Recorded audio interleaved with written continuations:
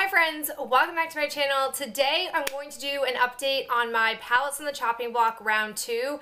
I have a few palettes that I have made some decisions about, so I wanted to go ahead and share them with you.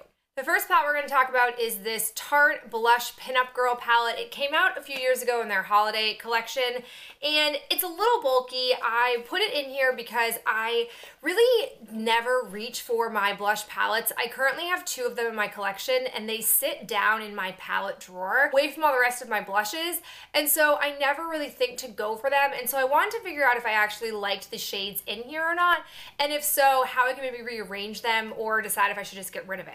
So in here we have 5 blushes. These are the colors. And I have to say, I really love all of these.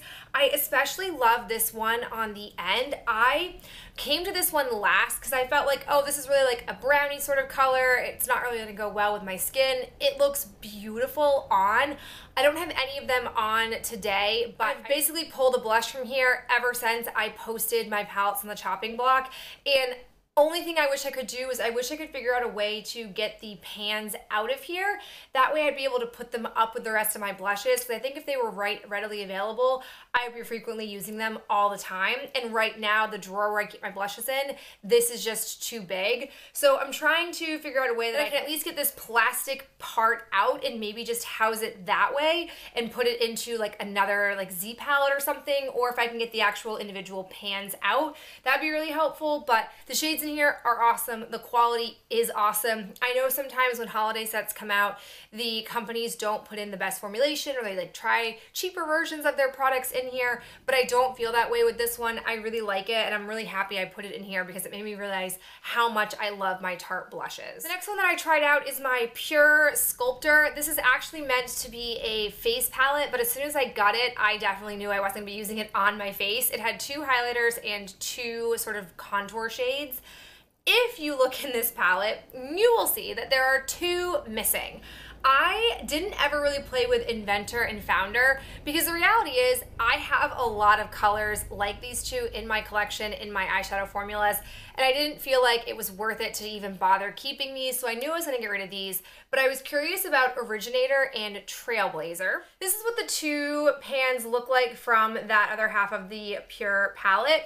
I definitely will say I would not have liked these as highlighters regardless, because they are more along the lines of like a chunkier type of shimmer, and I really don't like that for highlighters, but as lid colors, they are awesome. And what I like about them is that they will pair well, especially with like my Lorac Mega Pro palette. I'm very low on lid shades in that palette, and I feel like both of these shades would go well with a lot of the crease colors that I have in that palette. So I'm gonna go ahead and hold on to these. These are not like the most exotic or rare colors, but the practicability of them is that I can get a lot of use out of them, which is why I'm going to go ahead and keep these 2 in my collection. The last one that I have is the Revealed Smoky palette. This survived my first palettes on the chopping block round because I didn't actually get a chance to test it, and so I made it a point to pull this one out immediately and try it out. I think what you'll notice, at least like with this shade in particular, is I only used this thing once, but it has some serious like usage happening with it. What I'll say about these is that I didn't like this palette. My first issue with it was that when I would dig into the shadows, there'd be a lot of kick up. I normally don't care that much about that if I'm getting a lot of easy payoff, but I would literally dig into this, get a ton of product on my brush, and then I would go to put it on, and it would just blend away to nothing. It wouldn't have much of an impact. Like, the colors just weren't that great. And then when I finally did find a variation of colors that I liked the intensity of on my lid, it didn't wear throughout the day, and I was wearing a primer, I was wearing an eyeshadow base, and so if it can't hold up with all of those other things, it's just not worth it. I had gotten this, I'm pretty sure, in a BoxyCharm a long time ago, and so I didn't personally go out and buy it. I probably wouldn't have bought this anyways because I'm not super into the color palette, but I just don't feel the performance was where I wanted it to be, and so for that reason, it's out of here. So that is it for the first update on my palettes on the chopping block round 2 edition. As a refresher, I do have 4 more palettes. I've got the Reveal palette, the original that I'm looking into. I have the L'Oreal palette Nude number 1.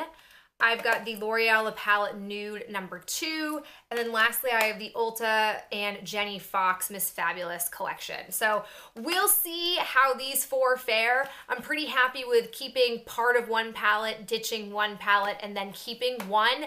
And the one that I'm keeping isn't actually an eyeshadow palette, it's a blush palette. So I feel really great knowing that I'm basically getting rid of 1.5, if not 2 eyeshadow palettes, and only keeping things that really pertain to what I need right now in eyeshadow. But that is it for me. I'll talk to you guys in my next video real soon. Bye.